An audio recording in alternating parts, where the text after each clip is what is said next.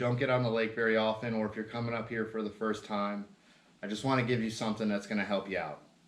So with Lake Erie, one of the most important things is your depth range.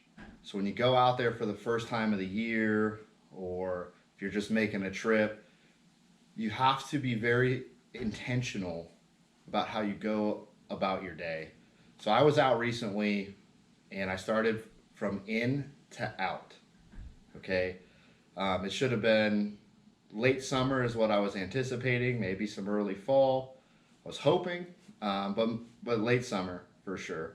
So I actually started out in about 12 feet of water and progressively worked my way out to 22, 23 feet of water. Now, you may ask yourself, well, what are you fishing? What type of rock? Is it scattered rock? Is it a rock field with a vein or an opening in it? Are they giant isolated boulders? And the answer is yes, all of it. So you have to be very intentional, like I said. So what that also means is if you find a rock field and you're side scanning it and you find an opening in the rock or where it ends is a high percentage area, in my opinion. Or if you look at the ends of these rock flats and just vast stretches of rock, and it doesn't mean giant rock.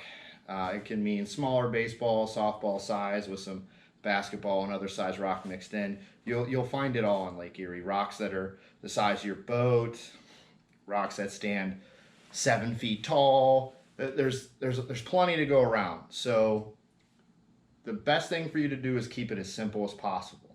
So when I started on some isolated piles just to see if they were holding. And I've caught some fish up in, I started in 12. I didn't catch anything in 12. So I started working my way out. I think the first time I got bit was in about 13 to 15 feet. They were fun fish to catch because to me, most smallmouth are fun to catch, but they're not what you're looking for in Lake Erie. They were in the 2-pound class fish, made some adjustments, checked some other areas. So when I started catching them, then I looked and see what else I had found in that area. And keep in mind, all day I only fished 2 places off of history. Okay, I only checked 2 places that traditionally hold fish at this time of year for me, and they actually weren't holding big fish, which is sort of surprising, but not that surprising for Erie. So I caught some fish in an area, and then I looked at my map. I have been marking things out there for the last few years, and I have not fished it all. So I took this day to fish a lot of things that I had found and had never fished. So I went there, caught some fish on an isolated pile just outside of a rock field, which was good to see. I also found some fish on a bump that had a bunch of rock on it.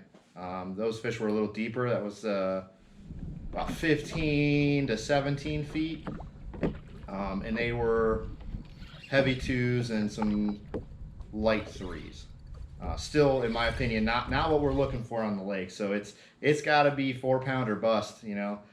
So we're really trying to find 4.5 to 5s, and then usually if you find areas holding 4.5, 4 3/4, and all the way up to 5.5 pounds, you've got a pretty good shot at a 6. But that seems to be more depending on the time of year. But so caught some heavy 2s and some a little over 3. So I knew I had to keep moving. So I checked some more things in that same depth range, different styles of things, right? So where I had caught them was a taller pile, a bigger mound. It was longer. It wasn't small and isolated. So I went and checked some other things in that 15 to really 18-foot range,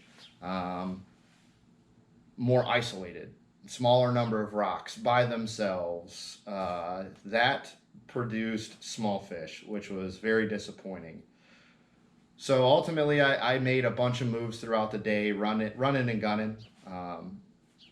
But finally, at the end of my day, I was out in that 20, we'll just call it 20 to 23 feet.